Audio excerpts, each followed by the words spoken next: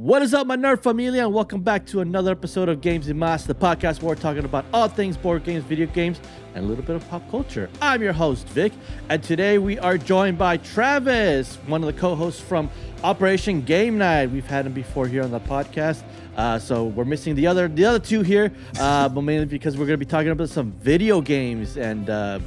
Travis is all things lover of video games, and I'm excited to talk about video games. So sorry, Jared and Clay. You're not joining in this episode here.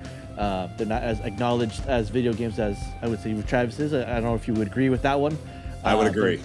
Yeah, they're more board gamers. So we're talking about video games, and more specifically, we're going to be talking about horror themed video games. Spooky season is here, so we're talking about scary video games. So your Resident Evils, your Silent Hills, your Phasmophobias, all that stuff, all those fun games that we're going to be talking about. So we're going to dive deep a little bit into those video games, and hopefully, so if you're a big fan of horror themed games, this is the episode for you. So very excited to talk about that. So with all that being said, guys, pull up a chair, grab some dice, y acompáñame a jugar. Let's get spooky.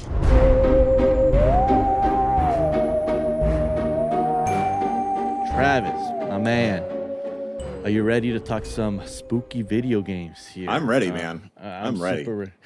Before, if anyone that's listening to the first time ever or is tuning in, Travis is one of the co-hosts for the Operation Game Night podcast. Podcast that's dedicated to board gaming, talking all things board games, the latest, the hottest, the greatest. They just got back from the World Series of board gaming. I was super bummed out that I wasn't able to join you guys. Again, my apologies 1,000 times.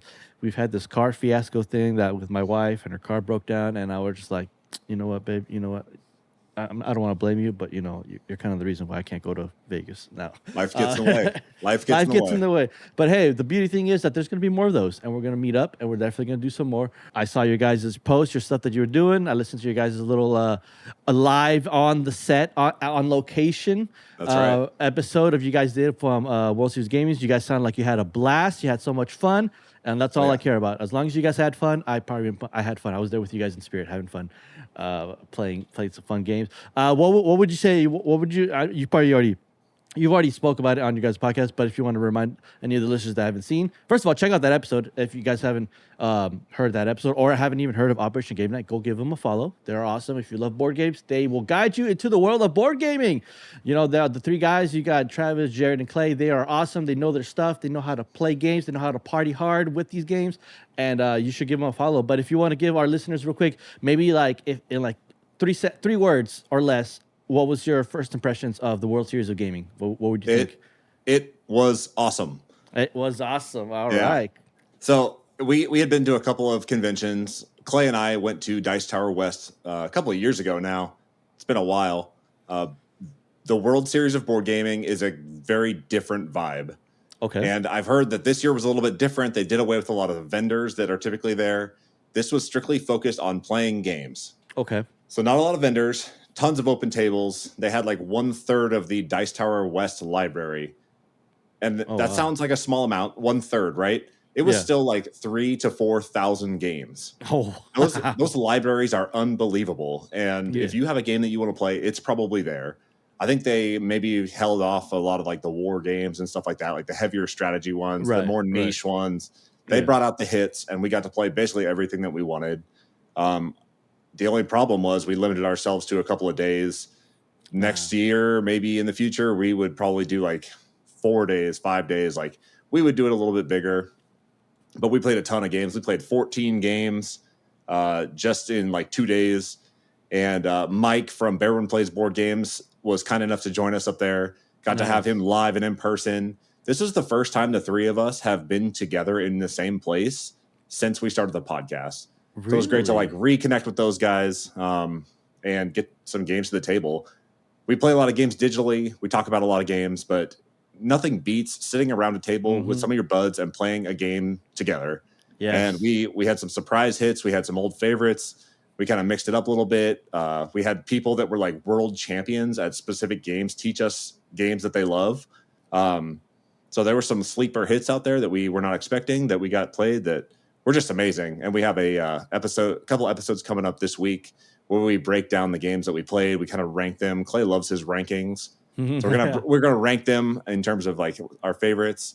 And then we have a couple of deep dives on some that really shine for us. So keep an eye out for that at the Operation Game Night podcast. Yeah, definitely. Yeah, I'll leave a link below to your guys' podcast, all your socials, everything. You guys should be following this podcast. If you guys are a fan of this podcast or anyone that's watching, you guys should already be a fan of Operation Game Night and should already be following. But if you're not, on the rare chance that you're not, please give them a follow. They are awesome. They're great. Their content is good. They're improving each week. I see you guys' production keeps improving each well, and I'm like, yes, these guys are growing. I love it. We're gonna build the plane like as we fly it. So yes, there you go. Exactly. That's right. That's great. And that's great. That's awesome. But yeah, it's awesome. It's cool. I was talking to a friend that went to the World Series of Gaming a couple years back, and he was telling me that it was fun, but his gripe was that it was more. The atmosphere was very competitive, so like you couldn't, if you're going there just to like hang out and play games, like you might not like the vibe there because the vibe there's all like super serious. We're getting down to compete. When I don't know. Did you ever get that vibe when you were over there? You kind of feel like it was mainly everyone was there to compete, get down dirty, and not like I'm here to play some board games, have a casual time. There are people there that are like very focused on what they're trying to do. There are people that want to walk away with legitimate championship rings for the games that they're competing in. So if you win a specific game, you win a championship ring. If they have like this kind of tiered tournament where if you win one game, you get put into another game and then another game and another game as you compete your way up this ladder. And then if you win it all, you win like a big championship belt. You win like $25,000. It's a big deal. Wow. Yeah. And so some people go to compete. If you're looking for more of a casual atmosphere, I would highly recommend Dice Tower West or any of the Dice Tower events. They have a huge library, and they invite some vendors. They have these signs that you can like grab as you check out games. If you don't know how to play a game, but you've always wanted to learn it, you sit down with the game, you throw up a sign that says teacher wanted or instructor wanted. Yeah. People will just walk up and be like, this is my favorite game of all time. Let me teach it to you. I was waiting for I was waiting for Clay to come in one day. And there was a guy that was sitting there scratching his head over like Marvel United, which is a game that I've played forever. It's a very simple game, but one that I'd love to play. And I'm like, I would be willing to teach you guys this. I love this game. Sat down and played a round of Marvel United with these guys. So it's kind of this more of like a pickup game. Okay. You got to be willing to talk with strangers a little bit. We played this game called Acquire, and Acquire was developed in like 1963. It's like as old as Monopoly. And we expected it to be as old and like boring and outdated as Monopoly. Yeah. But it turned out to be great. There's a reason that it's been so popular and reprinted 1,000 times. But this guy walked up and he said like, I won the Singaporean championships of Acquire. Let me teach you this game. And so to learn from people that like play this game at a very high level, sometimes it's a little overwhelming because they like know all the deep strategy and we're just kind of fumbling around. But Clay got coached basically by this guy that won the Singaporean championship, and he smoked us. But for sure, it was great. It was great to learn from people that just love that game and they are so good at it. So it's a different vibe. It is a little competitive. Gotcha. There are those that are there to compete, but it's still a fun atmosphere. Board gamers are so welcoming, and they love just getting people around a board game and teaching games that they love. So I would highly recommend it if you're interested in board gaming. Find your local convention and go, because it's an experience that you don't get elsewhere when you're just like getting the same group of people together every week to play the same games that are on your shelf. Broaden your horizons, open your aperture a little bit, and learn new games from people that love them. If you're into board games, find your local convention. There's a local convention somewhere in your town or nearby, or even maybe your local board game shop. Maybe it might be holding something or might be holding some events that are small like that. Go check them out. Go meet some new people. Go have some fun. Play some board games. Get used to new board games. Get introduced to the world of board games and have some fun. You might meet your closest friends there. You never know. So it'd be great and fun here. But you came here to this episode because you wanted to hear video games. We're over here talking about board games. And so I just wanted to do a little recap, get a little update from Travis here. But if you want to hear more in-depth stuff, go check out, again, one more time, go check out their episodes that they did with World Series Gaming. Go check out their content on their channels, on their Instagrams, their YouTube, Spotify. You can check them out at Operation Game Night. That is Operation Game Night. Check them out. Give them a follow. And you get more in-depth if you're interested in that and you don't really want to hear about spooky games. definitely go check out them instead. But we're here about talking some spooky, scary games, video games, more specific. We're not limiting it only to like just PC. We're talking console. We're talking, what I don't know, computer games. Maybe there are some like spooky arcade games. I've not found a spooky arcade game yet. There's like spooky themed arcade games, but like when I play them, they're like not as scary as like some of these games that we're going to talk about. But yeah, mostly talk about computer games / console games. So maybe you've heard of these games, maybe you haven't. But if you have, leave a comment below on this video, wherever you're listening. Let us know your adventures on these spooky games that we talk about if you play them, or if we missed a game. Let us know in the comments below as well. Let us know what your guys' experience and what is your favorite scary games, or if it's not your vibe. But let us know again what your favorite video game is that maybe had a scary element in it. I can think of one like Halo. Halo was a fun, tactical shooter. But when you got to that flood episode, I was crapping my pants out in that episode, man. That thing was, oh man, I don't know if you have that similar experience, man. But that episode on that level with the flood, I was like, dude, what am I? It just went from like a fun tactical game to like a nightmare level. I was just like, oh, dude, don't mess with Gravemind. Gravemind is the all-seeing, the all-knowing, and he will grab you by the throat and he will tell you what's up. Yeah, for real, seriously, dude. Oh man, dude, it was. Oh man, that game was the biggest betrayal I've ever held, because I was like, yeah, this is great. I'm killing Covenant. What is this level? What is going on? Oh yeah. I was freaking out. So we'll go ahead and get started. We'll get into the meat of this episode here, and we'll talk spooky games here. I want to start it off again with just kind of the basic overall of like what would you say is your top peak horror video game that you've played? Something. Oh man. I know it's tough to break it down. We can do like maybe a franchise if it is a franchise. Like we could say like the Resident Evil or like the Silent Hills, or maybe the like franchises like that, or if it's like a single game, we could talk single game as well. Okay. What would you think? Yeah, what would you say? Yeah, is your number one game that did it for you? Where like this was horror, it left a great impression on you, and then we'll just dive deeper into that. So, Travis, take it away. What would you say is your number one, horror game that we can go with? So you asked me for my favorite horror game, and I kind of wrung my hands about it for a while because I do love the Resident Evil franchises so much. I love the Silent Hills. But if I have to go with the one that I've probably played through the most, it's probably Alien Isolation. Ooh, yes. Oh my gosh. There's something special about that game that has not been captured since. Other games have jump scares. Other games have the big bad that is going to come bursting through the wall. In Resident Evil, when I walk down this hallway, Mr. X is going to come Kool-Aid Man through this wall, right? I'm not going to be able to do anything about it. Yep. And those moments build a lot of tension. But Alien Isolation does something that's so special that has not been captured by other video games. That AI for the alien is just peak horror. Oh my god! Because the alien will learn it. The alien will learn your tactics as you go through and adapt to how you are playing. Yes. And so you never know when that thing is going to come strutting through the room that you're walking in. You never know when it's going to come bursting out of the ceiling. You never know when it's going to come crawling out of the vents.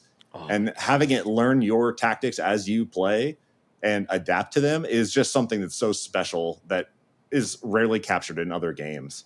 I love, I love the Silent Hills and I love the Resident Evils, but to take a franchise like Alien, one that I love very dearly, I love Alien. Oh yeah.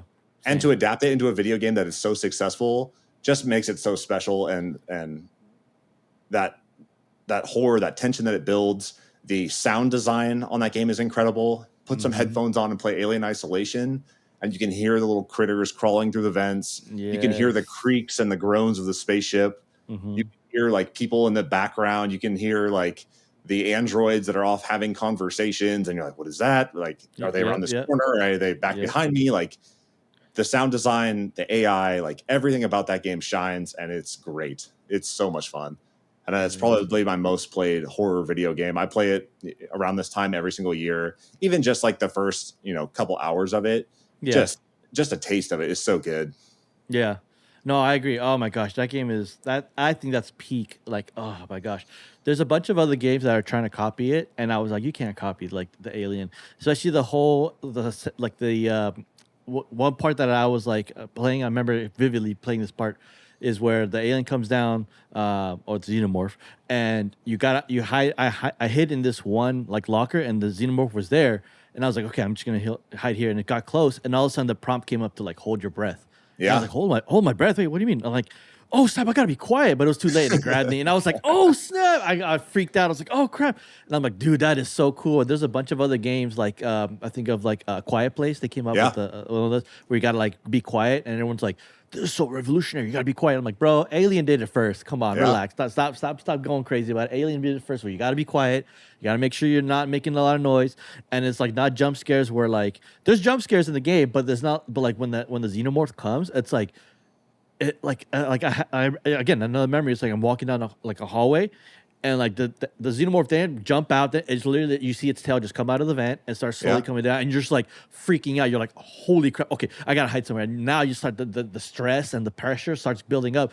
There was no jump scare that came out with like flashing lights. So like it just slowly the xenomorph comes out. Like, all right, let's poke my head down. This what's going on. And now you gotta hide. Now it became so intense. Yeah, Alien Isolation. You guys did such a great job. I have it on my list. I want to know who. Do you know the top of your head who developed that game? Sega. Oh, Yeah. Sega did this. It's a Sega game.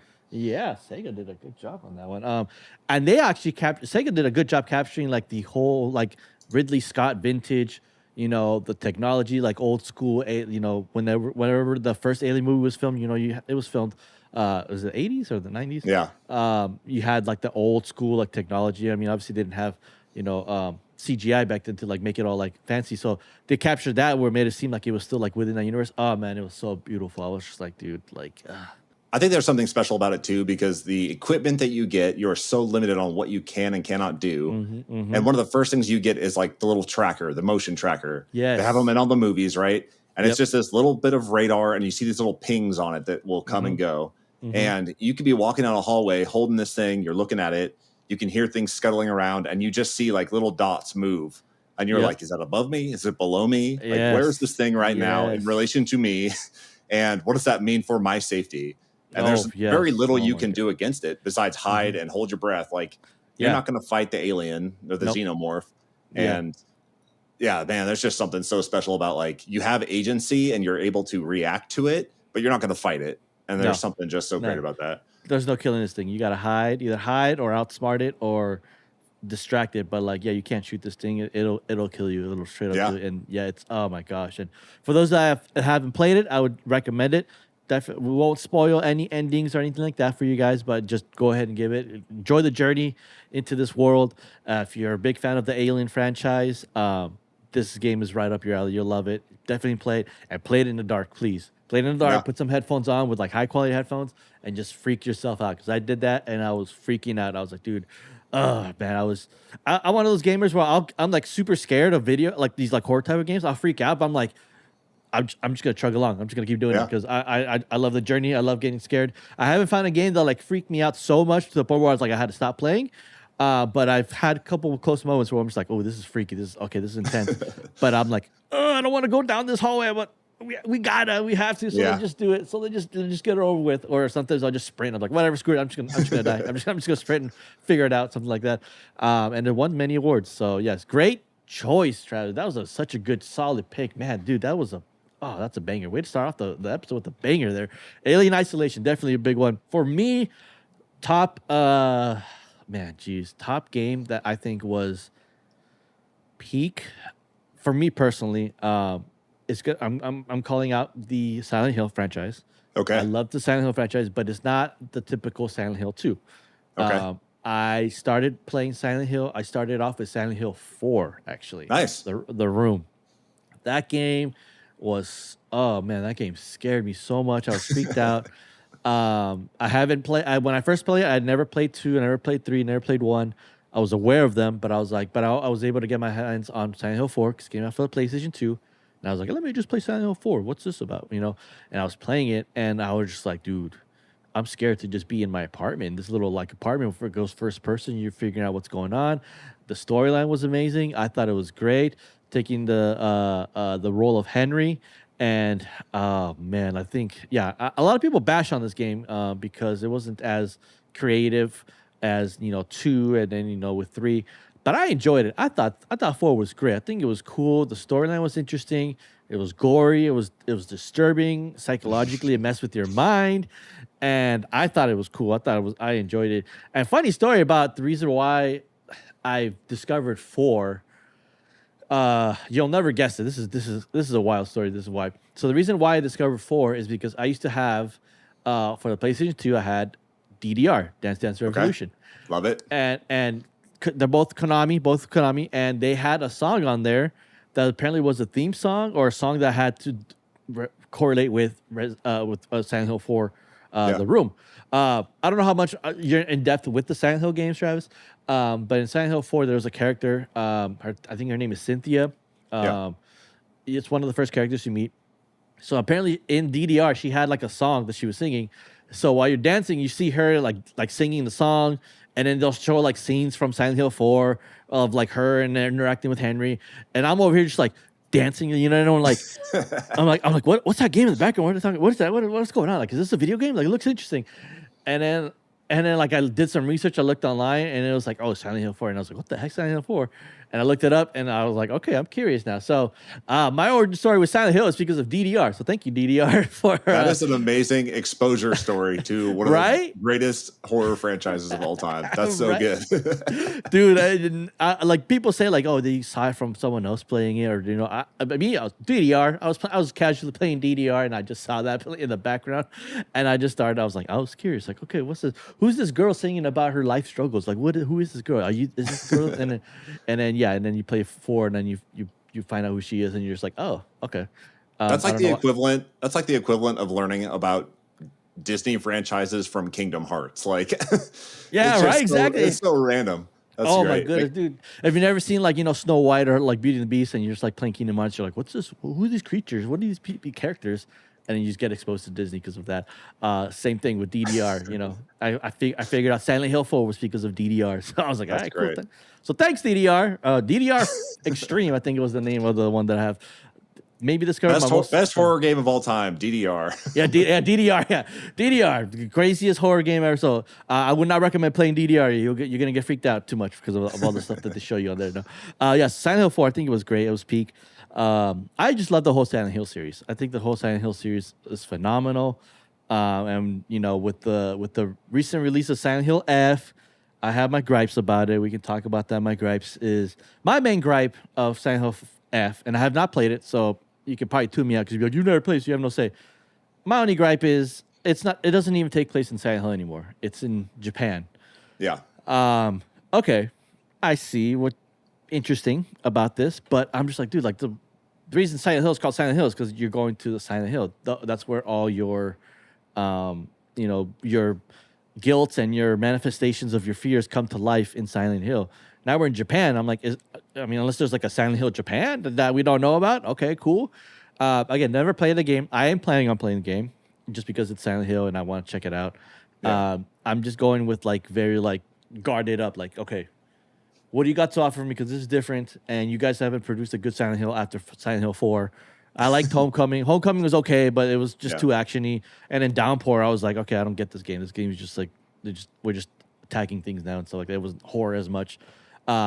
So I don't know. I have my reserves. What do you think? What are your thoughts on the Silent Hill F release? So I've heard. I was also dubious of Silent Hill F, but I listened to the Giant Bomb cast. The guys at Giant Bomb, they're awesome. They're like very knowledgeable. They're insiders in the world of video games. And Jeff Bakalar from Giant Bomb played Silent Hill F, and they just talked about it on one of the recent episodes.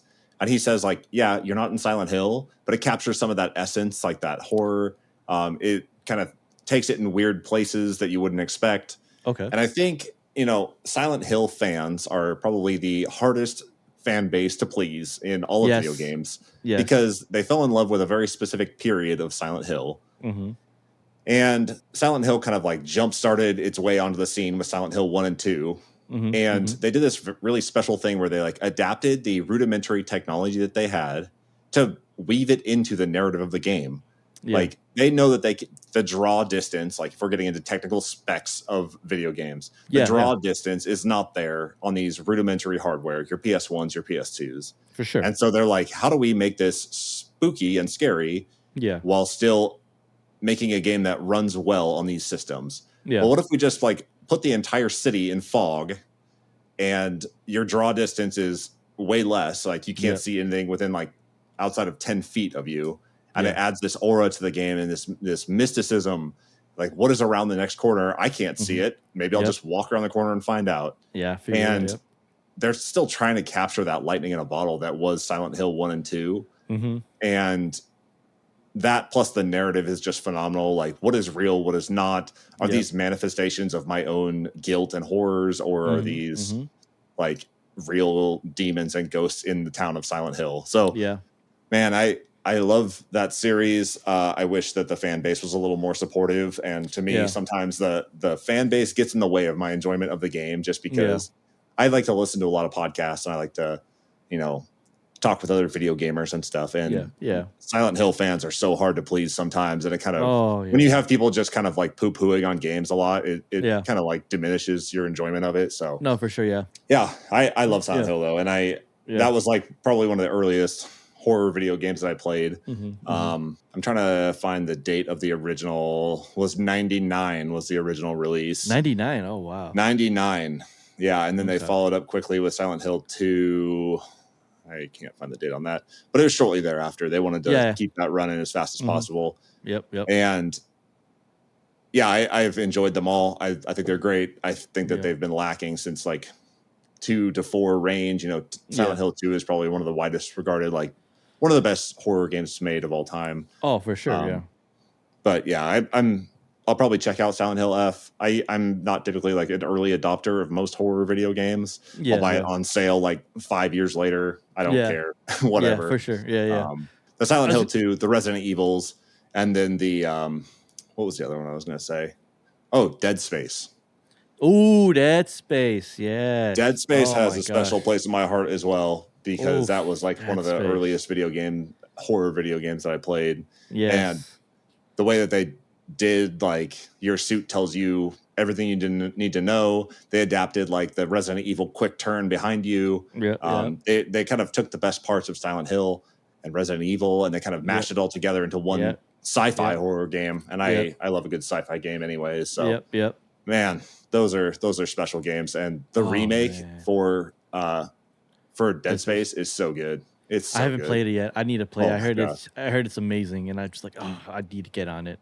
Yeah, it runs great on Steam Deck, which I love. Right now, I'm not sitting at my computer playing a whole lot of games right now. But it runs great on Steam Deck, and if I can pick up like the Resident Evil remakes or the Dead Space remakes or any of these like games that are brought new and brought back to life and running on hardware that I can lay in bed and play, man, it's so enjoyable, man. It's so good. For sure. No, I agree, definitely. And going back to what you said about the fan base of Silent Hill, I agree with you. I tend to be a little bit one of those guys. I'm before when Silent Hill series was out, I was big. I was exactly what you described. I was like one of those guys who was like hard to please. Like, no, you guys created this perfection, and you guys are trying to ruin it, whatever. But the more I was like, as I got older, I was like, you know what, like, we know we're not going to get another Silent Hill 2. We're not going to get Silent Hill 1. We're not going to get the ones. They're remaking them, which is cool. Okay, whatever. But, we can't just live in the past too much. We got to move forward and see what else they got to come up with. It's hard to follow up these things, but at least you're trying. At least they're trying to follow up these things with some of these other games. And so I'm more open to it. I tend to enjoy them either way. I'm pretty sure I might enjoy F. I might enjoy playing F, which is cool. I still have my regards and reservations, but I'll still enjoy it. My only gripe is like if I play F and it's like, okay, you guys are clearly trying to copy 2 or clearly trying to copy whatever, then that's where I get a little like upset, because I'm like, okay, you got me up with the new game. Try to come up with something original. Come up with the new storyline. If you're trying to come up with like the same storyline I was like 2 did with the main characters dealing with all this guilt and stuff like that, and now you got to deal with all these revelations, which is like the same thing as 2, I'd be like, dude, like you just copied 2, you just made it, just in a different time area, whatever. So if they're willing to come up with a new game with an original, we'll still keep the horror theme. I'm all board for it, because again, Silent Hill 2 was, like you say, it was one of the most impactful games that came out. It's literally like the Final Fantasy 7 of horror games. Like, Final Fantasy 7, it's a big game, everyone knows about it. Silent Hill 2, it's a big game. Whenever you say Silent Hill 2, everyone knows about it. It came out with the big bad Pyramid Head. Everyone now knows about Pyramid Head. They put him in movies. They're slapping him everywhere, which I don't like as much because Pyramid Head was James's, manifestation of his own guilt. He's not the movie's manifestation. He's not, but everyone loves Pyramid Head. So I was like, all right, cool.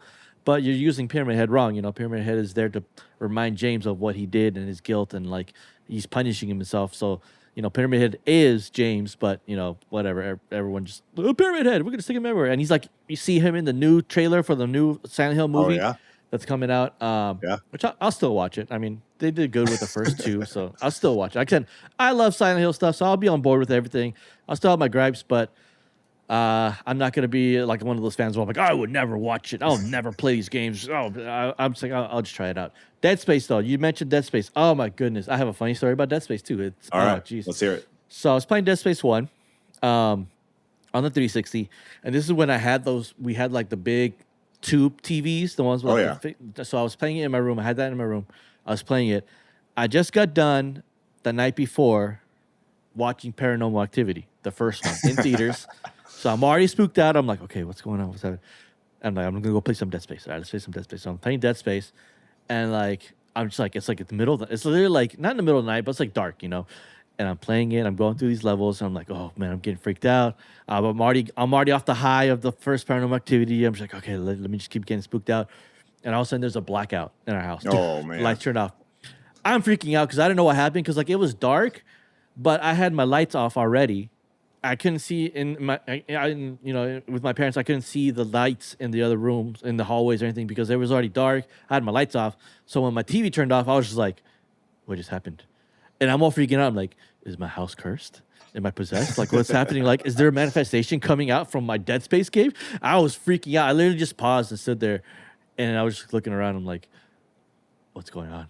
And then like I slowly put my controller down. And like I'm like reaching for my phone, trying to find like if I can find like my phone so I can turn on the light. And I'm like, dude, I'm freaking out. And I go outside to like my like, oh my God, dude, hold on. I'm getting chills. So I'm recreating this memory. I go outside the door and my mom is right there. And I'm like, ah! Oh my goodness. I literally, she freaks out. She's like, what? I'm like, no, what's going on? She's like, oh, there's a blackout. I'm like, oh, okay. So I'm like freaking out. She's like, why are you freaking out? I'm like, oh, nothing.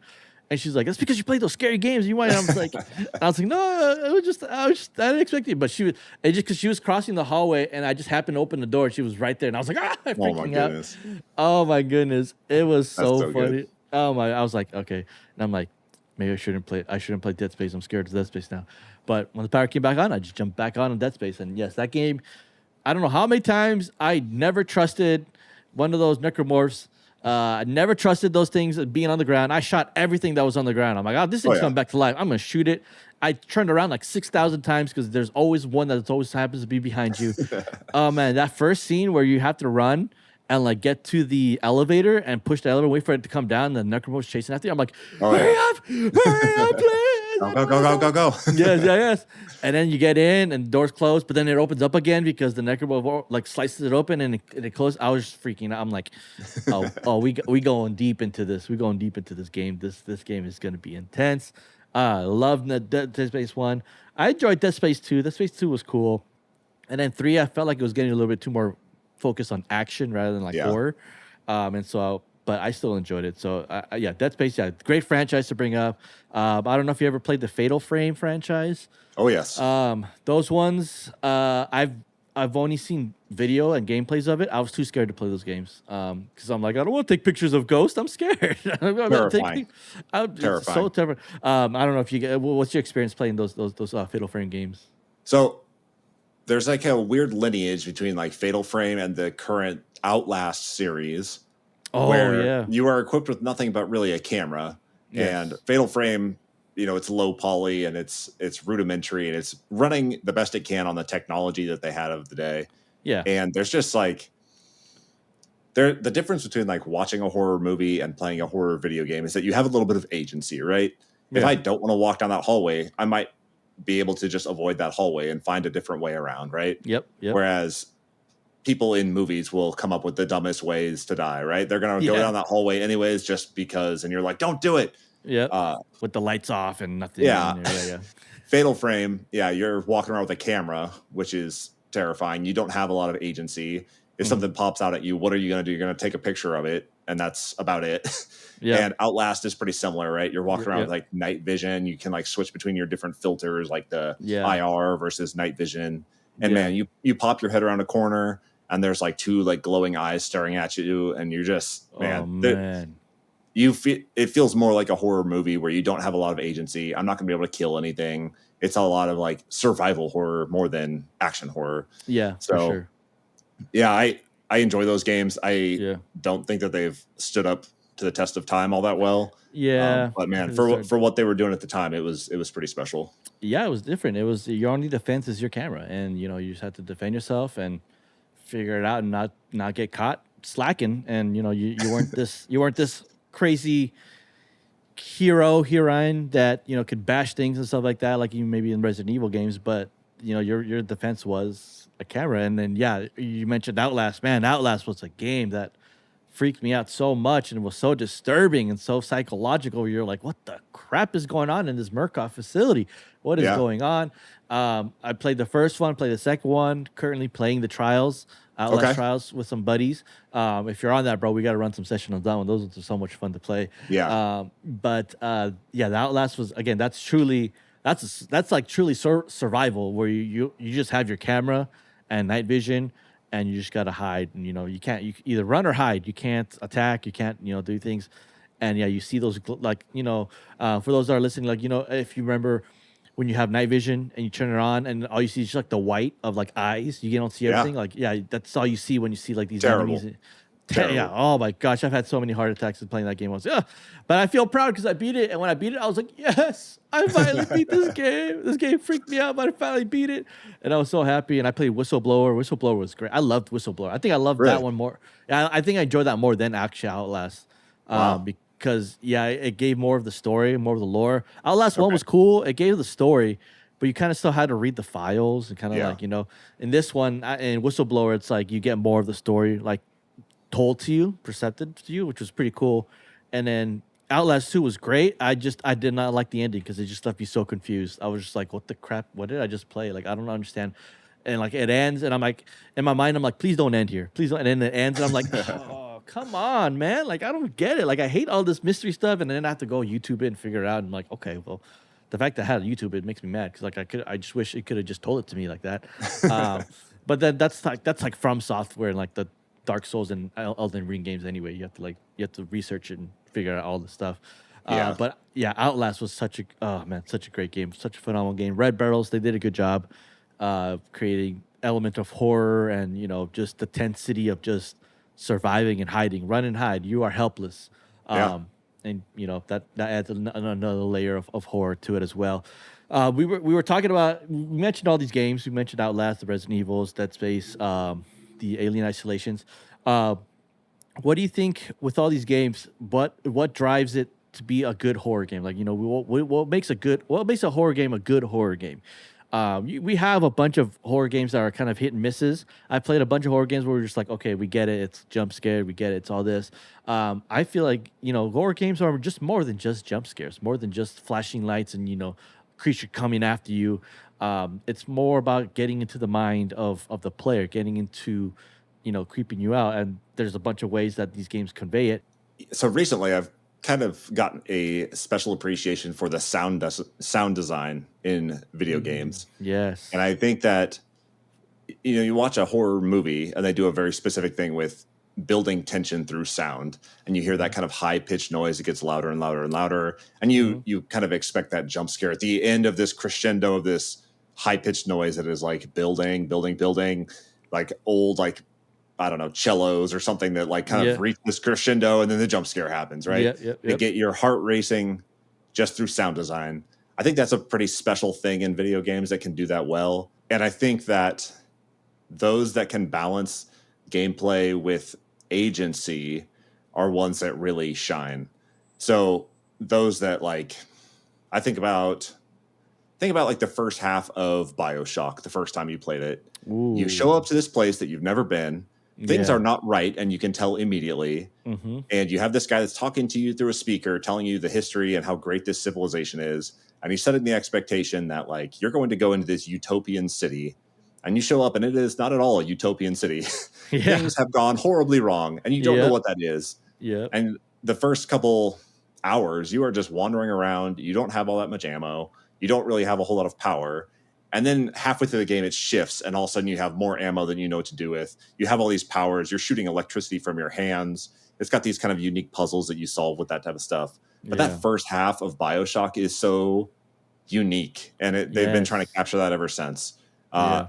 I think as soon as you pick up the shotgun and you go through that series, if you have not played BioShock, go watch a YouTube video of the time that you pick up the shotgun in BioShock 1. Man, that is a special sequence because you walk into this room. There's a solo beam of light shining on basically like a headstone. There's a guy that's dead in the middle, and there's like blood smeared all over it, and there's writing on the walls and stuff. And you go out and you pick up the shotgun, and you can hear the people crittering throughout the room. Oh my You goodness! can't see them because you're standing in the beam of light. Yeah. And they come at you one after the other, and you're just like blasting these guys.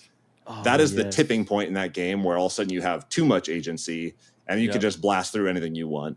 Yeah. But everything leading up to that is like really, it's pretty solid horror. There's not a ton of jump scares or anything like that. Yeah, yeah. But the first time you encounter a big daddy, and you're like, what the heck am I supposed to do against this thing? I have like a little 6-shooter pistol. Yeah. This thing is like all armored up. It's got a giant drill on his arm.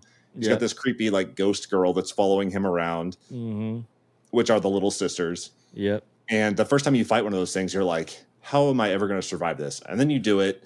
And then like by the time you get to the end and you're fighting Big Daddy, like you just blast through them because you have so much agency. Yep. And I think those that can balance that agency a little bit, where you feel like you want to fight, but you can't, or you want to fight, but it's going to be a struggle. You really have to pick and choose those moments to engage. I really enjoy stuff like that. Dead Space does the same thing, right? You have like the buzzsaw looking thing that like chops off legs and stuff, but you know that you're not just going to like blast through anything, right? Something larger than you is coming at you, and you have to specifically aim for these tiny little like spider legs to like chop them off. Yes. And oh my goodness. those that can do that balance really well between like, do I engage? Do I run? Do I hide? Do I fight?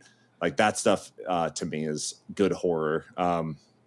But I don't think it has to be it doesn't really have to be like an action horror game or a horror action game. I think people do really unique stuff with horror. Like, did you ever play Inscription? Inscription. I don't think it's on Steam, right? I think. Inscription came out 2 or 3 years ago, and you are thrown into this room or into this house that you cannot get out of, and it's kind of like the whole house is like a puzzle box. And the main engagement, at least during the first couple hours, is you are playing a card game, and you're playing. I've seen you're playing a card game against this like hooded, creepy, masked figure that sits across from you. And he just like stares at you with these dead eyes. And every time you lose, he like wipes the board clean and then like reaches these 2 big hands across and grabs you. And then you see him like dragging you into your cell, and he like kind of throws you in. But as you kind of learn about the world and you're solving these puzzles, and there's some like freaking amazing, brilliant puzzles in this game. It really starts to like unravel itself. But that's like a card battling horror game that is kind of a sleeper hit. People love that game, at least up until the end of Act 1, when like you learn this game, you've tried it a million times, you finally win, you're on to like the next phase, and then like they change things up in such a way that people kind of soured on it a little bit. Oh, really? If they would have like evolved that card game and just kept it going, I think people would have rode that high a little bit longer. Look at like Little Nightmares.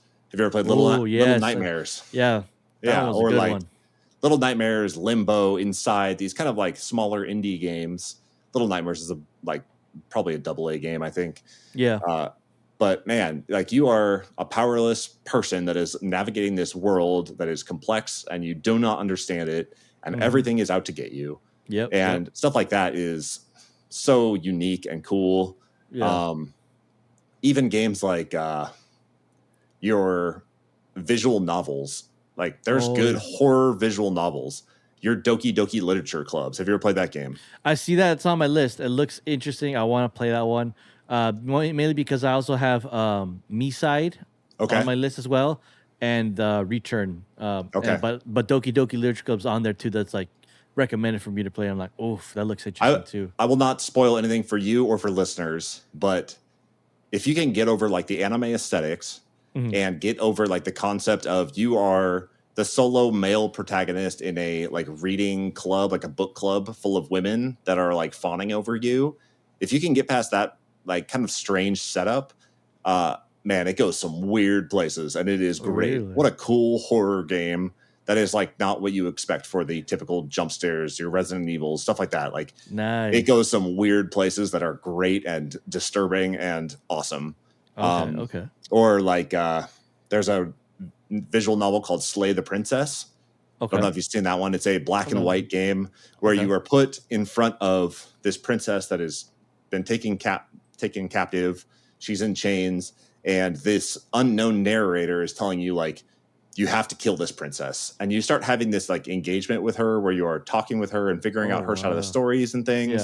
Yeah. And Yeah. it comes down to the decision like, do I kill this princess that's been taken captive and trust this unknown narrator, or do I set her free and suffer the consequences? Yeah. Yeah. And man, that goes some weird places too, and it's pretty fun. Really? Oh yeah. This Yeah, looks. I'm looking at it right now. It looks interesting. Dang. I might add that to my list. yeah, Uh. very very different, very unique. It's probably not Okay. like as well regarded amongst the horror games, but man, Right. there's some really creative ways to take existing mechanisms in video games and shoehorn them into a horror genre that just like those games shine to me because I Hmm. feel like people can fabricate jump scares pretty easily, right? That's a Yeah. known quantity. Yeah. You do the big crescendo with the music design, and then boom, jump scare. You're gonna get a Yep. reaction. Yep. But Yep. those slow burns where you are like engaging with people and you're learning about them and you're starting to care about them as people, and then things get weird. That Yeah. is like a really special That's type special. of horror. No, I agree. Yeah, that's a great mechanism. I think another good mechanism is like the setting the unknown. Okay. The unknown of like you don't know what's around the corner, things like that. But like more specifically like the unknown of like for instance we mentioned you were mentioning what was it again where like with the sound design where you hear the we were talking about alien isolation where you have the Yeah. headphones, you hear the android speaking, you hear the, but you don't know where that's coming from, you know what that is. Or like I think another fun one is out like yeah like Outlast. Yeah. You're going down corridors, you're going down things, you hear the crazy guy, you know, yelling, probably killing something else, but you don't know where that's coming from. It's just like other things going on around you that don't affect your storyline, but it's going around you, and you're just like, oh crap, what is going on in this place? What is Yeah. happening? What is doing stuff like that? And I think those captivate a lot of horror. I'm over the jump scares. We have the jump scares, we have like the things that pop at you, stuff like that. I mean, I enjoyed Five Nights at Freddy's; those were fun. But after like the fourth one, I was like, okay, we're just getting into the extreme horror. The first Yeah. one scared the crap out of me because you don't know what's going on.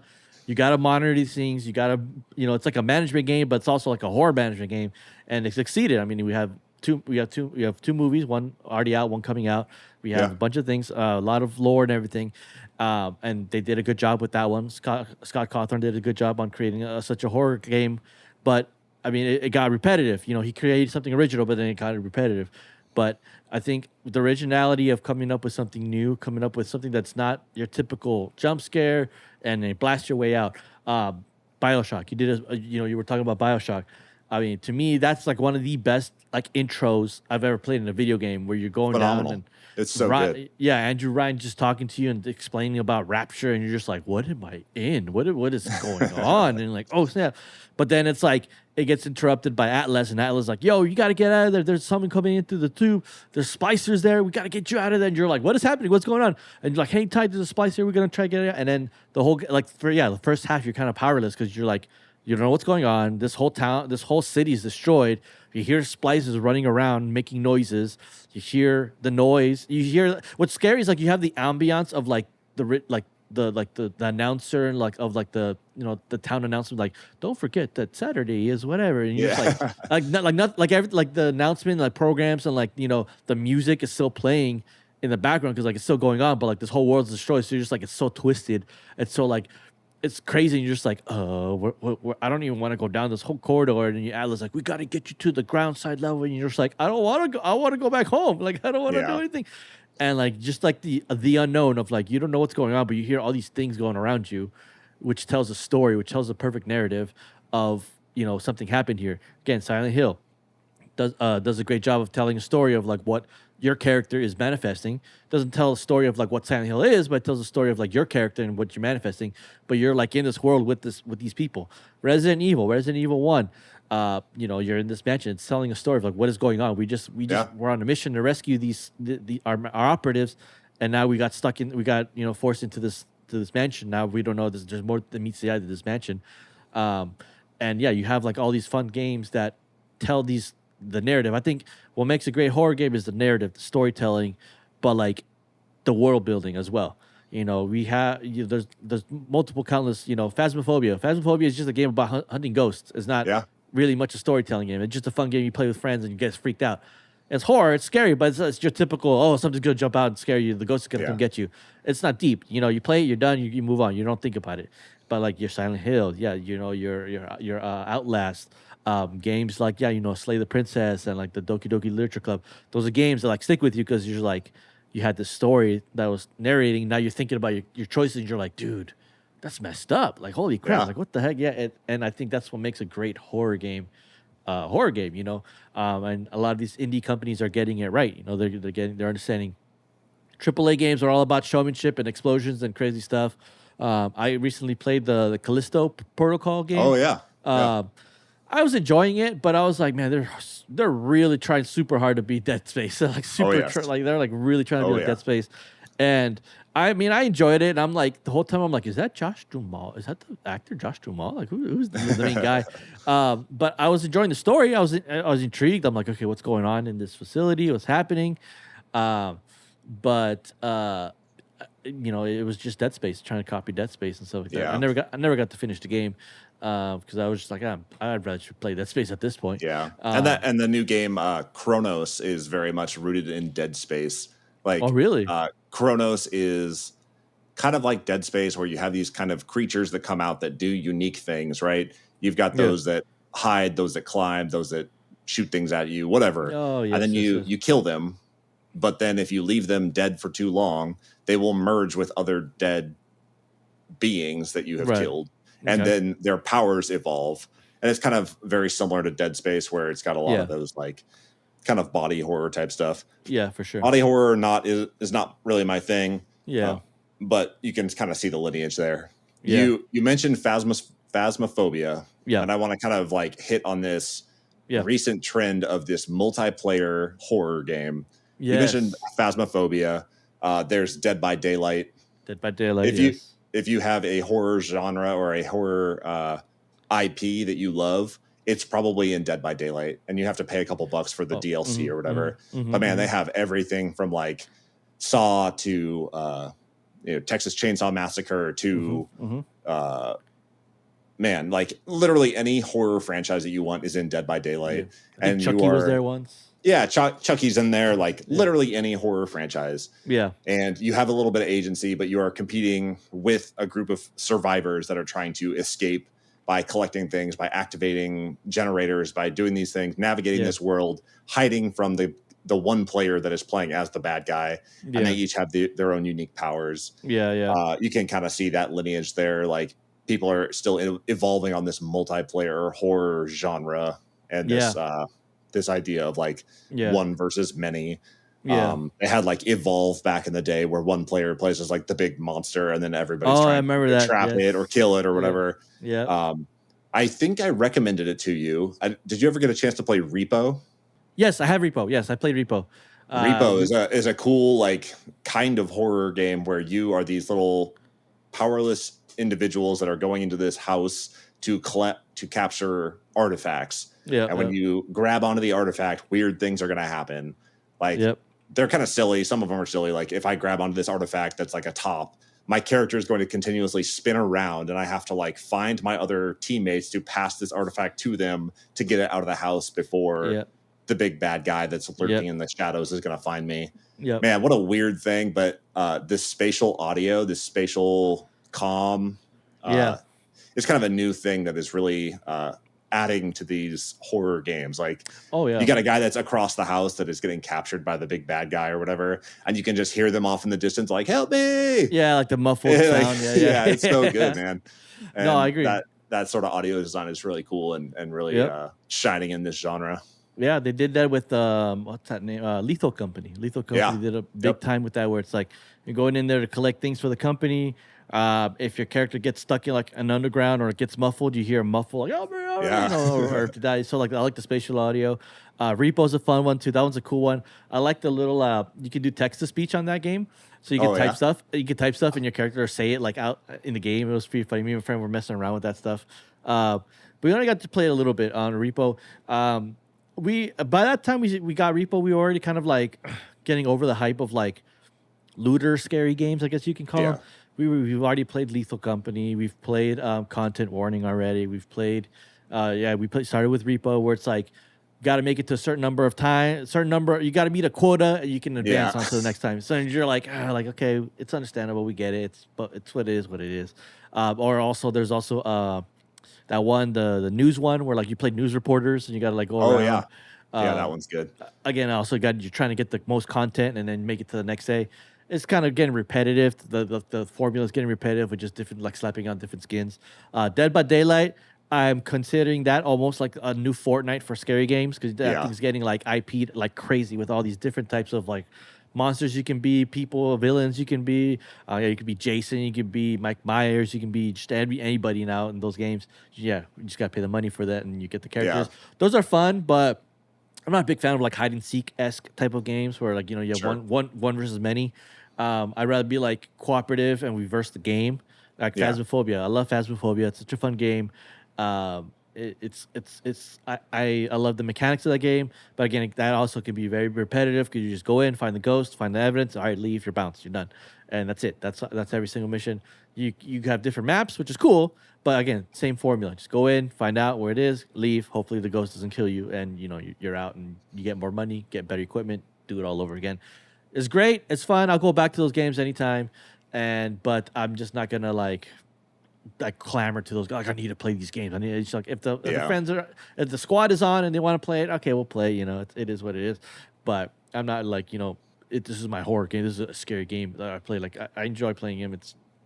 But that's what it is, right? It's like get people together and stream those games. They're like the streaming horror games. It's just like its whole other genre, probably kickstarted by Five Nights at Freddy's. Like, for sure. Like streaming Five Nights at Freddy's had its moment. Like everybody was streaming that game. Yeah. And now you have these multiplayer games where if they can get the most amount of eyes on you and your crew doing dumb stuff against the game or against like another player, that's what they're looking for. And so the streamability versus the like actual core gameplay is always a unique balance that few companies get right. Yeah, for sure. No, I agree. Definitely. Yeah, I think, and that's what I fear a lot about these horror games now. Like a lot of these horror games are trying to be the next Twitch stream. Like, well, like you could stream this with your friends now, and you're just like, okay, now you're missing the point of like what a horror game is now. Yeah, it's fun to see your friends get freaking out over like games. Like, there's that one game where you play as monks, and like you gotta like exercise like the house, whatever. Like find out what it is. Again, it's like another Phasmophobia. Everyone's playing those type of games where it's like trying to make clips so you can get like the most views and stuff. It's fun. It's great. Those have their place, but is it? I think horror is getting lost, and now it's becoming just silly. It's just like, it's funny. Look at the creature falling after you. Now it's not like we're terrified. We're terrified of this game. Now it's just like now it became, it is. But what it is. money talks, man. Like if people get eyes on those games and they're like, that looks fun to stream, and then they go on, they buy it on a Steam sale or whatever. Like money talks, and those games are doing very well financially because they get so many eyes on Twitch and on Discord, and people are jumping in on games that they would not typically play because they see their friends streaming it. So that's how it goes, man. Yeah, I agree, and that's the sad reality of the gaming world is that if this game sells, we're gonna keep following this formula because it sells and people That's buy right. it and stuff like that. And so, you have the purists, the classical good stuff games, I guess you could say. As we round off this podcast here, now that, we're about an hour here. I want to talk real quick about. Want to give a list of what are our top games. What are top games of all time? We've talked about our top ones of all time. We have your Alien Isolation, for me, Silent Hill, For the Room. What would you say? Those are your number one. So let's go top list of top 5 games that you could say.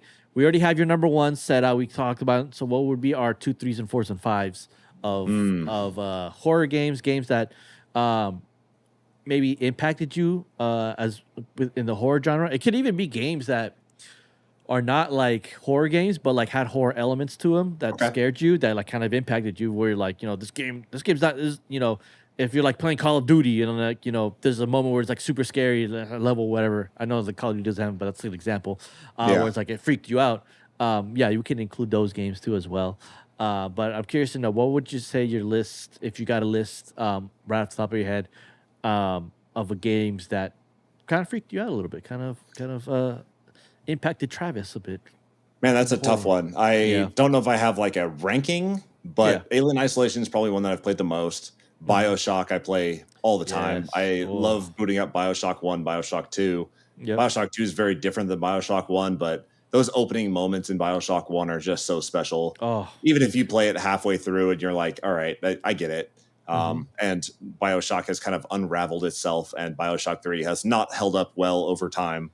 But man, I have such love for BioShock 1. Yeah. You mentioned Halo. Halo's got a couple of scary moments, like the remake of Halo 1 when they updated the graphics and you're no longer looking at like polygons running around for the flood segments. That's a great horror moment. You walk in, you have never experienced anything up to that point that resembled the flood. Like, it's such a unique thing. You're fighting all these aliens and everything's kind of goofy. And all of a sudden you're like, oh man, they got like chest bursters and like these kamikaze big bloaters that are going to explode and like scatter these little crawly guys all over. Yeah. That's a really cool moment. Yeah. I had tons of fun playing Left 4 Dead back in the day. Ooh, Left 4 Dead. Not a typical like horror game, more of a shooter than a horror game, but man, those witches that like are crying in the corner yes are terrifying. Some of those levels, you're like hear running the piano's playing, and you're like, you can hear them like crying off in the corner, and you're like running through the like the old abandoned dorm rooms or whatever, like the hotels, and then you like turn a corner and there's the witch like sitting in the corner crying, and she like lunges at you. Yes, those are great moments. So much fun, and a great like streaming game. For sure, heads down. Resident Evil, I love so much about Resident Evil. Some have held up better than others. Oh, for sure. I love those like kind of puzzle box games where it's a very set boundary where you are like Resident Evil 2 is a perfect example. You are just in the police station the entire time, but this thing opens up like a puzzle box as you discover more and more. All of a sudden, like the staircase slides open. You're in this whole underground tunnel system. So special. Resident Evil 4, when you're like walking through the village for the first time, and Leon can like suplex the zombies. That feels good. But great character design. Resident Evil 7 is also really special, where you're inside this house the whole time. And that's got some like weird things that really disturb me. Like you sit down with the family and they have like the rotten food that's on the table. Like it's on every single like cover image of this game. If you just Google Resident Evil 7, it's going to show you this image. It's gross. The family's gross and weird things happen. But the very first like half hour of that game where you're looking for your sister and you like turn to go down the stairs and she's like crawling up the stairs at you is a terrifying moment. I really enjoyed Resident Evil Village. Not quite as horror heavy, but I have a special affinity for like universal monsters. And so like the vampires, the Frankensteins, the Wolfmen, stuff like that. It's got all of that in that game. And I love that style of horror. Man, that game is really special and probably has one of the best like Resident Evil jump scares Mr. X coming like barreling through a wall and chasing you through a hallway is great. Really? But there's this very one specific moment in Resident Evil Village where you don't even have to do it. It's completely optional. You go into this like little barn and you discover that there's a puzzle and you're like, this is easy. I know how to solve this puzzle. And you're like, I have to look outside and I bet you on one of these headstones, there is the answer to this puzzle. So you go to the window and you're kind of looking and you're like looking at this map and looking at the puzzle, looking at the headstones, looking at the puzzle. And then you like have to kind of zoom in and like really focus on one specific headstone. And then this big like lichen type werewolf character like jumps out at you right when you're focusing really hard. And stuff like that is just so good. It's completely optional, but I love stuff like that. Oh, nice. I think Resident Evil Village, like, it got a lot of press, especially because of the big sexy vampire lady. I get it. Yeah. Like, For Lady sure. Dimitrescu is a great character. Her daughters are awesome. Like that whole fight scene is amazing. And you can like see her like walking up along the banister in the house, and you can hear her like big heavy footsteps, and she's like dragging her big claws along the wall. That sound design is so good. Nice. I would love to go back and play that this year because Resident Evil Village is very special. Okay. I will note PT. PT was a demo that came out in 2014 that totally forgot about PT. It terrified everybody. Everyone was so excited for that game. Never came out, but man, if you can find a way to play PT nowadays with like fan remakes, or people like save their old consoles and like never update them because they have PT on it. And he's selling those things. Oh my God. Yeah. They sell for a lot of money too. Yes, they do. PT was special, and I'm really excited for Kojima's new OD game. Have you heard of that? Yes, I saw the trailer for that. That looked interesting. Very interesting. Incredible. Yes. Really excited for that, and I love anything Jordan Peele does too, and I think he's associated as like a co-director. Kojima does some awesome horror stuff. Oh man, dude. That's the reason why I don't like Konami as much, because I'm like, man, you did Kojima so like dirty. Like he was your moneymaker, and he's created Metal Gear for you guys. And it's like one of your guys' biggest franchises. Metal Gear 3, Metal Gear Solid 3, phenomenal games, get a remake, but Kojima made such like a phenomenal series. And then Konami also made the Silent Hill games. So you're like, bro, you guys had like gold, and you guys just like flopped it. And I was like, that's why like I boycott sometimes. But kudos to Hideo, because he created Death Stranding, and he created he's coming up with OD, and he's making some great games. I was just super bummed out because I'm like, dude, he was gonna make the next Silent Hill game, and it looked so freaky. Guillermo del Toro was gonna be part of it. You had Norman Reedus as the main character. PT was like freaky. I was freaking out playing that game. I was like, what is going on? But I'm like, this is Silent Hill. Like we're back. Like Silent Hill, we're back. And got canned, and I was just like, oh, great, thanks. Tragedy. Yeah, it's one of the biggest gaming tragedies ever, for sure. I will also mention Alan Wake. If you like Silent Hill, that Alan Wake lineage is great. They just did a remake of Alan Wake 1 a while ago, and then they just released Alan Wake 2 maybe 2 years ago. Yeah, and that game is phenomenal, and it does some like really cool stuff with current gen hardware that you would not be able to create back in the day. And really? Like it does the whole like what is real, what is fake, what is imaginary. You're kind of out.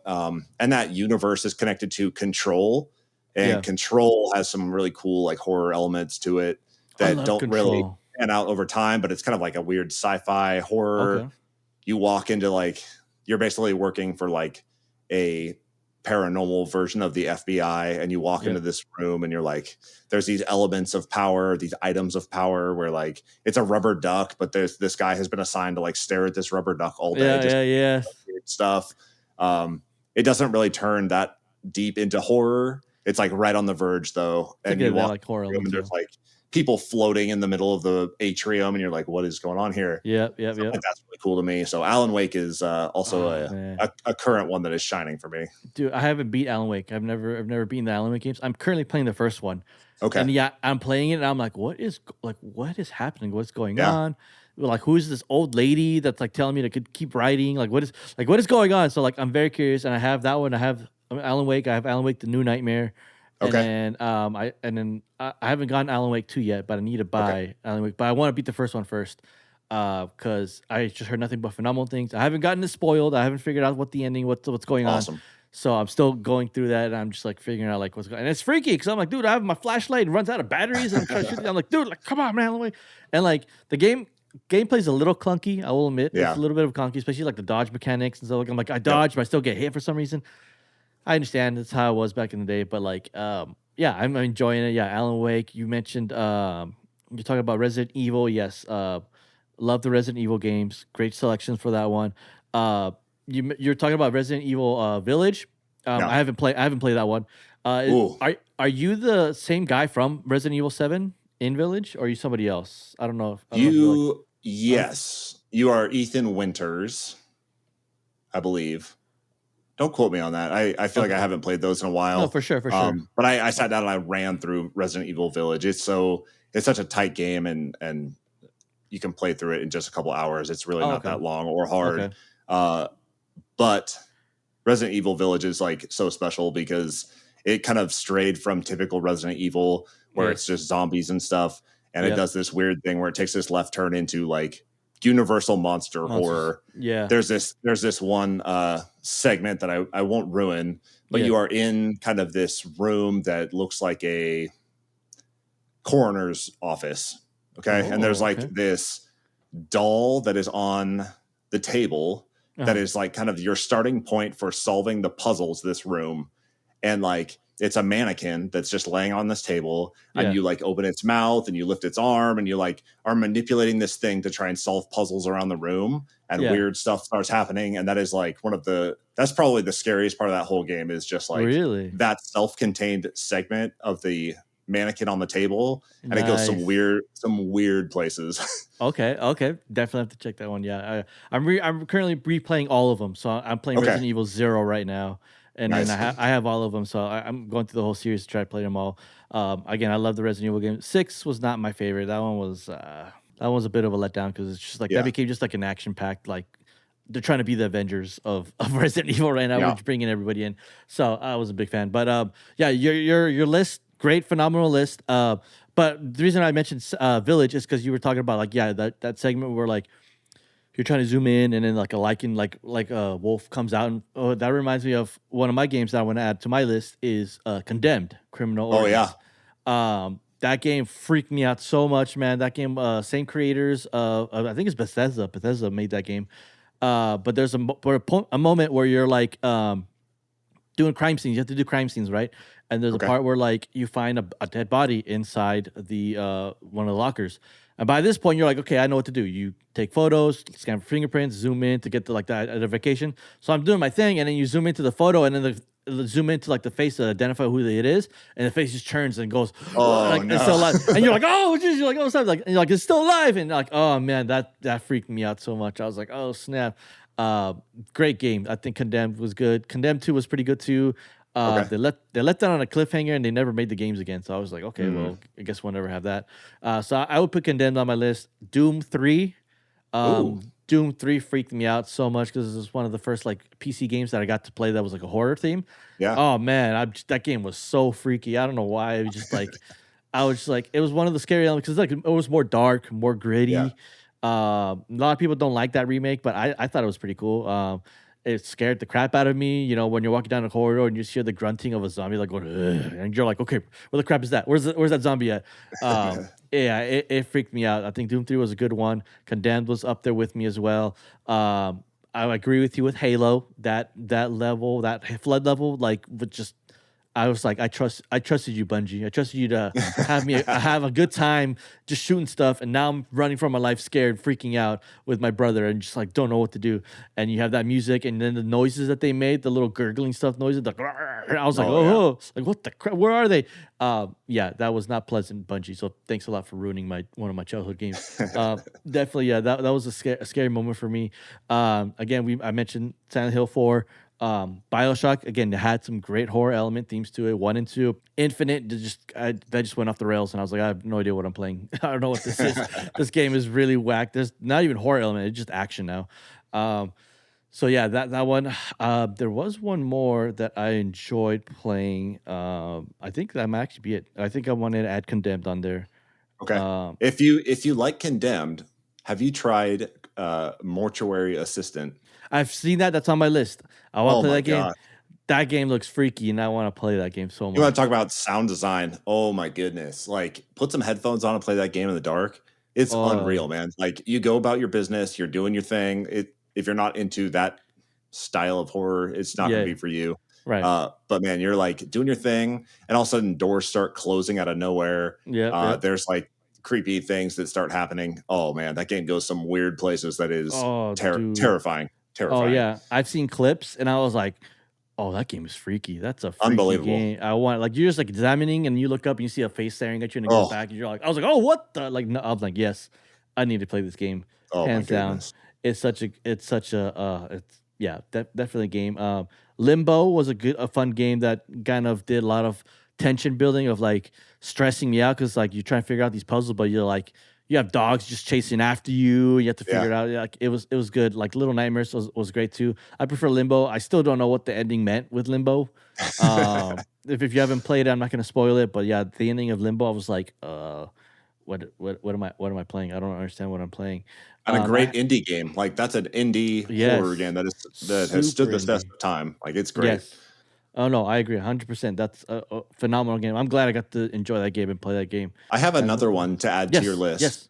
Okay, what you got? Uh, at least on your radar, because Okay. I think it comes out next year.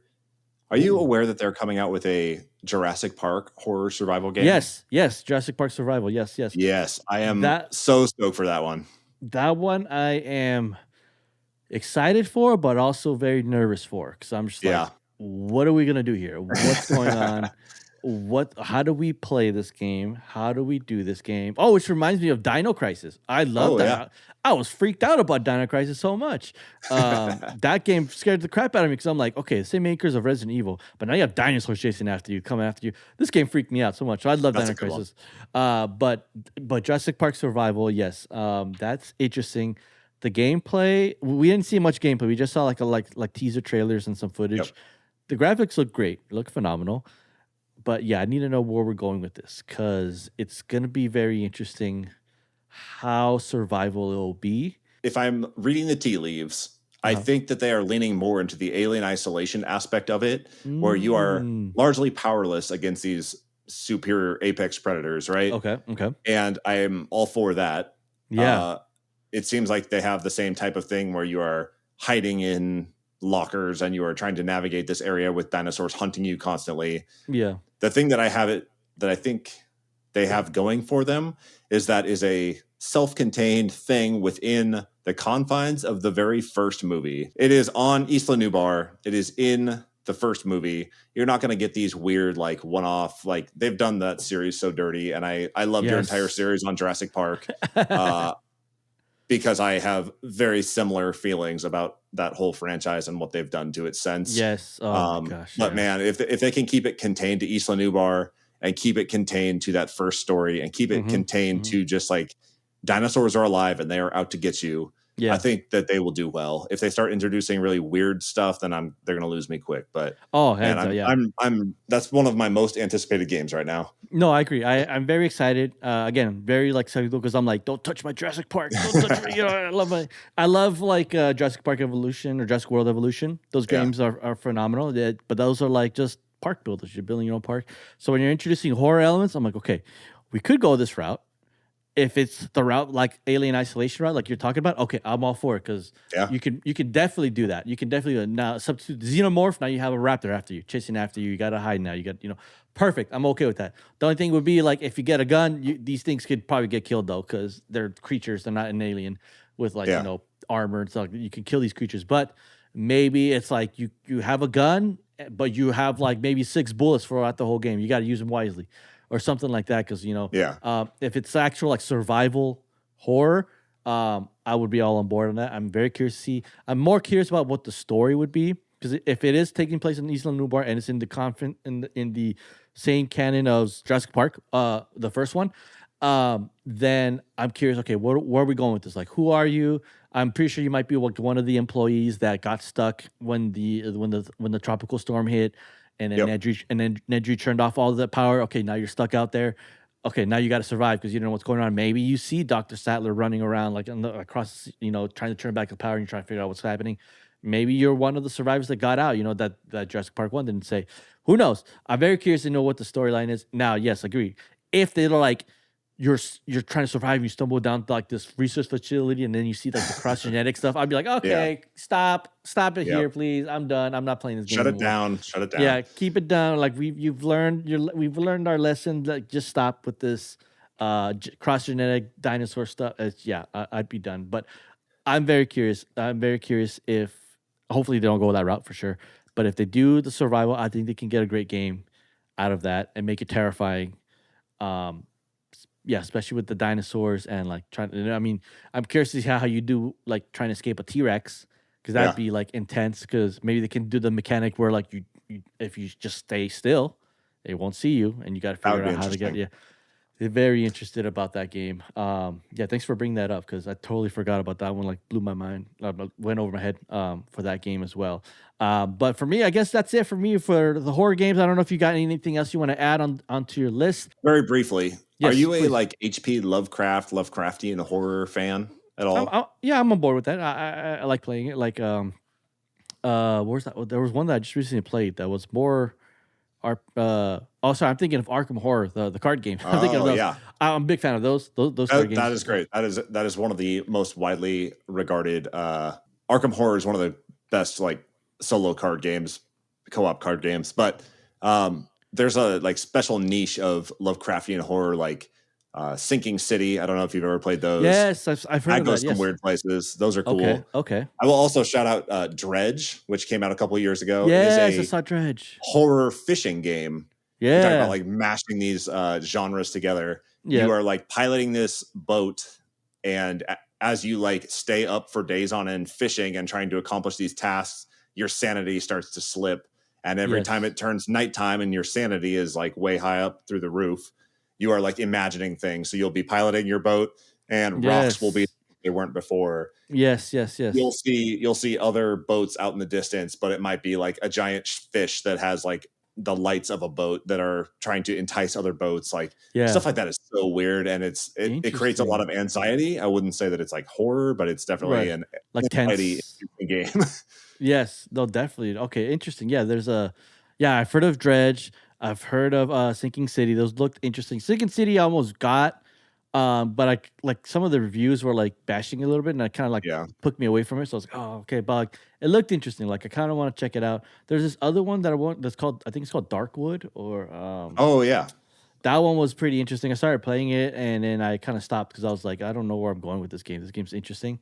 That one looked interesting, top down, kind of. I think almost Lovecraftian, kind of. That I gotta get back into it. There's that other one called Barrel Trauma, where you're like that one's like you're like in a submarine, and you have to like keep the submarine working, but you work with friends. You play with friends, and like each of your players have like sanity or whatever. So like if one of you starts going crazy, they'll start seeing things that other players don't see, and you're like, what's going on? What's happening? And like they'll start getting like going crazy. I have that on my wish list as well on Steam. Yeah, Barrel Trauma is a good one. One of my buddies has played. He said it's a really good game. It's a fun game to play with friends. If you play by yourself, it's cool, but like it's better when you play with friends because like your friends will be experiencing things that you're not experiencing. You're like, what's going on? What's happening? And it's like, oh, freaking out. There's something in here. You're like, no, we're fine. And then you start freaking out, and then you start freaking out. So like that one looked interesting. Definitely Dread. Barrel Trauma. I would put that on your radar to give that a whirl. Check that one out. See if you enjoy it. What about Still Wakes the Deep? There's like this very niche thing about like fear of water and fear of the ocean. Still Wakes the Deep plays on that pretty significantly. And then there was a game that came out, I think it was last year, maybe 2 years ago, called Pools. And it is literally like you are navigating this like strange facility that is just filled with pools, like swimming pools. And it's like this weird fear that you are alone in water and you have to navigate these like very claustrophobic spaces through these pools, and you're swimming through tunnels and stuff. Yeah. And like playing on a very specific phobia. Some people might play it and not feel anything. Other people might be like completely terrified of it, right? It's like arachnophobia. Like you either are terrified of it or you don't really care all that much. Like there's such weird niche horror genres for everybody. Yeah, there's a bunch of games we can talk on and on about that are horror that I'm like, I'm going through the list of on Steam. I mean, even Gears of War had some like horror element stuff to it a little bit. But that was more just like I just want to chainsaw stuff up more. The SPC games, like the SPC stuff, or like, the whole Reddit lore of SPC creatures like that. That's also another fun one. But I mean, that's like, yeah. I wasn't big into that. Slenderman games, that's kind of the same thing, right? Like this internet lore. I will horror games that I want to add to my list. Okay. Legend of Zelda, Majora's Mask. Oh, yeah. That has some freaky moments that are terrifying. Oh, yeah. And you're like, this impending doom, this ticking clock. Things get really weird as the days evolve. Yeah. Man, that game freaked me out when I first played it back in the 90s. Sure. Like, that has some serious horror elements that are underappreciated as a horror genre. Oh, hands down, yeah. That game freaked me out, too. That was like... Especially like that moon that's coming at you. It has the face just smiling at you back there. I'm like, dude, what? That is creepy. Impending doom. Yes. Oh my goodness. Like, what the heck? Like, this is supposed to be a kid's game. Why am I getting freaked out by this kid's game? Like, that used to freak me out. Yeah, I remember that. That game used to creep the crap out of me a lot so much. I'm like, dude. I will also add the Killer Croc segment in Batman. Arkham Asylum. Arkham Asylum. Yeah. Yes. And you're like down in the sewers and this thing is hunting you and he pops up randomly. That is a great segment. That's so cool. That was. You had to crouch and like make sure you don't make enough room. Yeah. But you see him like pop out or like he'll come out from behind you, start chasing after you. You're like, you have to run. And I'm like, Batman doesn't run, he fights. But then I was like, no, you have to run in the segment. No, yes. I remember that segment. Yeah, that freaked me out too. I was just like, I'm Batman. Yeah, that one's great. I'm Batman. That was a good one. Yeah, definitely. I don't want to hold you up anymore, Travis. Here, we could talk more horror games. We should probably do like a part 2 for sure, because I'm pretty sure once we're done recording, we're gonna think of more games, and we're like, all right, we got to talk about these games. So maybe stay tuned for part 2. Maybe we could see something going on there. If not, we could talk about regular video games now. We could talk about memorable games. I want to talk Elden Ring with you. Yes. We mentioned in the very beginning, we talked about OGN a little bit. If you want to reiterate that so we can let the people know where they can find you, where your socials and everything. That way we can plug you in. Go check out more if you want to talk about board games. If you want to hear about more board games, you can check out their podcast. But I'll let you Travis take it away with your plug-in. Go ahead and plug in your guys' pod and where they can find you and what you guys got coming up. Maybe a little sneak peek or something if you want to share that as well. But go. Thanks. I am Travis Smith. I'm from Operation Game Night podcast, and we are primarily on Instagram. That is the best way to reach us at Operation Game Night podcast with some underscores in between. And typically we just get together once a week, twice a week, and we talk about a board game. We have kind of reformatted our show where we post twice a week on Tuesdays and Thursdays, quick 20-minute segments, perfect when you're on your commute. And we will talk about a board game or things that we've been doing. Sometimes we'll do special ops where we will do rankings, or we will talk about our friend Jared. He doesn't buy a lot of board games, but he plays a lot of board games. And so we try and pitch him games that he could potentially buy. Nice. Yeah, we do. We just like get together. We talk about board games and the hobby that we love. So if you like board games or you're interested in board games, you don't know where to start, we've got recommendations for everybody. So check out Operation Game Night podcast on YouTube, on Instagram. We're on Spotify and Apple Podcasts and anywhere else that you get your podcasts. Yes, please give them a follow. Go check them out. They're awesome. I just came up. Why didn't you come up with? But like now, I want to do a collab with you guys and talk some horror board games, spooky themed board games. We should get the guys on there and start talking about that. So maybe stay tuned for that. But in the meantime, go follow them out, please. I'll leave a link below to all their socials. Check them out on YouTube. Give them a subscribe. Click that subscribe. Click like on those videos. Again, it's like what he said. The 20 minutes, quick, bite size, in and out. I love them because I like to listen. Well, I love them, but I hate them because I want more. And so I'd rather have the long form because I'm like at work listening to them and it's over. I'm like, oh man, like now what do I listen to? Like what else do I got to listen to? So I'm the rare one where it's like, give me more, give me like the hour podcast, bro. I want to listen to those. But if you're like, yeah, in your commute, you want to let's pop in something. 20 minutes in and out, you'll get all the phenomenal stuff that from these guys they bring. I enjoy listening to them. They're fun. They're entertaining. They make it so very relatable. They don't go doing these crazy jargon words and stuff like that. I mean, sometimes they'll throw some of that, but they'll explain what it is. But if you're looking for your next board game fix, check out Operation Game Night.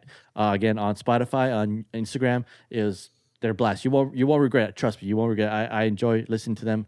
And I enjoy talking to them. And then whenever I get to collab with them, I'm like, let's go. It makes my whole week.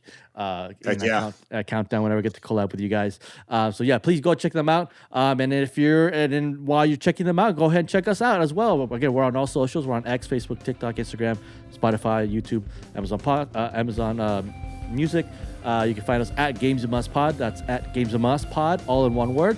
Or if you're one of those people that like to email us with like suggestions or things that you want to email us with, you can find us on our Gmail. That's that is gamesandmustpod@gmail.com. That's gamesandmustpod@gmail.com. Send us your recommendations. Send us maybe things that you want us to talk about on our next podcast episode. And also in the comments below, let us know what are your guys' favorite horror games. What are some games that we probably missed from our list? Maybe Travis and I are always looking for new recommendations of horror games that we want to play. So put it down on the list. Put it down on your list, your guys' horror games that maybe we might have not heard of. I'm always curious to hear a game that maybe freaked you guys out. And I'm always in the hunt for a game that will like truly terrify me. I have not found one yet. I've had a couple that were close, but not games where like I had to put down and be like, I'm terrified. So maybe your recommendation might be it. And let us know some adventures that you guys had with these games that we mentioned. And so I'm very curious to hear you guys' thoughts and very looking forward to interacting with you guys. Travis, I just want to say thank you so much for joining us here on the episode. It was fun talking to you about horror games. Now I want to play horror games with you. I want to play some fun games. We got to set that up whenever you can, some free time. And run some fun games. We got to run Peak too. We got to play some Peak. Peak is fun. Let's do it. Let's do it, brother. Yeah, let's do it. So thank you again so much for joining us. And for those that stuck around on this a little bit of length here, but I mean, when we talk video games, I'm all for it. But if you stuck around, thank you guys so much for watching. Y nos vemos para la próxima.